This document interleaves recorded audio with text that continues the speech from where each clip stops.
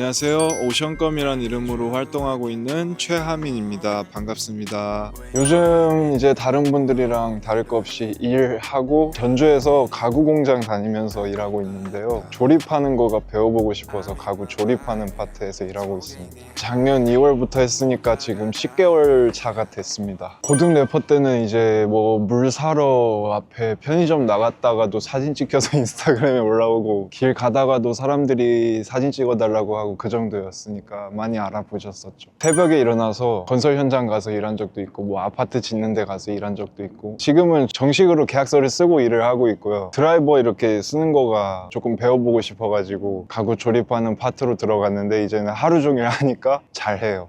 네. 먼저 이야기한 사람은 없었어요. 음악하는 사람이냐고 물어보는 사람은 없었고 그런 말은 들었어요. 제가 노래 냈으니까 들어봐 달라고 이야기를 했는데 그 노래를 집에서 듣고 있었는데 자기 여동생의 남자친구가 집에 놀러왔는데 듣고는 최하민 노래다 라고 알아챈 적이 있었다고 그렇게 이야기는 들었어요.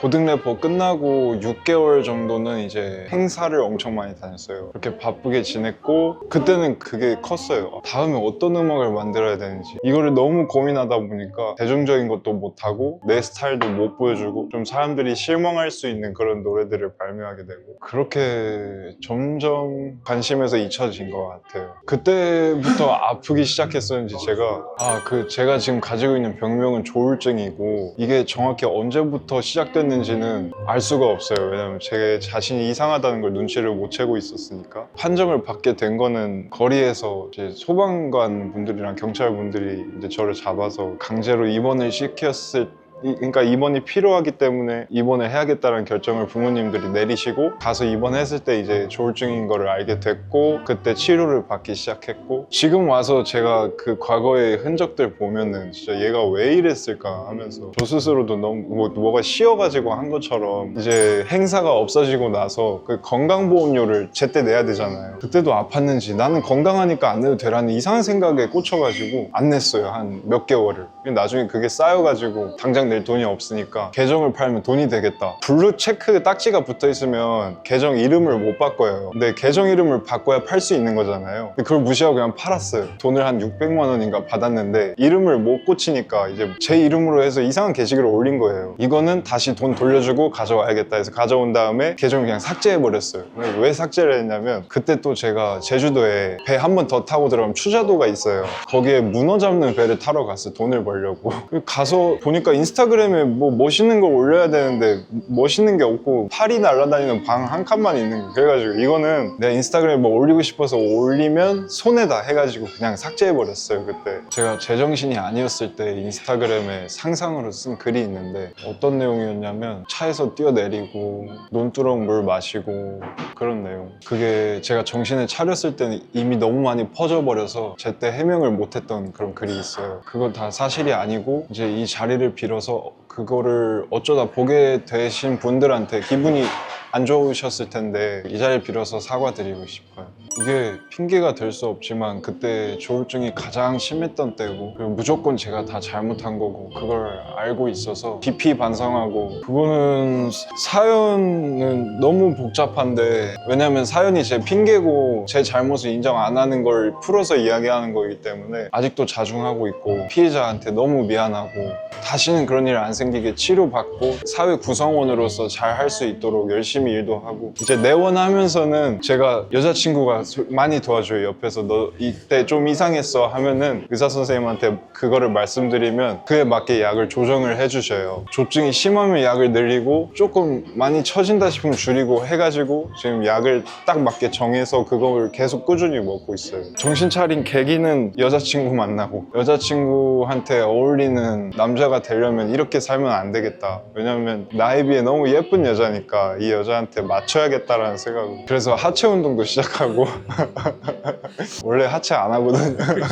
그 여자친구가 저가 정말 힘든 시기에 힘이 엄청 되어줬던 친구인데 이제 저한텐 그 여자친구밖에 없는 것 같아요. 왜냐면 제가 힘들고 모두가 떠났을 때 제 옆에 있어준 사람이었거든요. 그래서 더 티를 내고 싶고 더 사랑 노래를 만들고 싶고 그래요. 제 인생에서 여자가 엄마 말고 여자친구밖에 없어요. 제 인스타그램에 올라가는 건 괜찮은데 여자친구의 남자친구가 사건이 있던 최하민이다를 사람들이 알게 되면 그건 여자친구 입장에서 부담스럽잖아요. 그래서 여자친구 인스타에는 제가 잘 안 올라가요. 엄청 아침마다 또 문자를 해줘요. 이 약을 약이라고 하면 단어가 무서우니까 영양제라고 표현을 해요. 그래서 아침 영양제 출근 전에 꼭 먹으라고 맨날 문자를 해줘요. 진짜 잘 챙겨줘요. 저는 돈을 쉽게 벌면 정말 좋을 줄 알았는데 여자친구가 열심히 일하는 걸 보면서 나도 9시부터 6시까지 일하는 삶을 살아보고 싶다라는, 그렇게 하면서 이제 너무 힘들고 할 때 말했어요. 내가 이게 하고 싶어서 했는데 너무 힘들다. 근데 여자친구는 모두가 그렇게 산다. 그때 이제 20대 초반에 알았어야 됐던 걸 뒤늦게 알게 된 거죠. 아, 이렇게 사는 게 맞는 거구나. 저는 이제 어떻게 보면 성인이 되는 시점에 다른 사람들이랑 다르게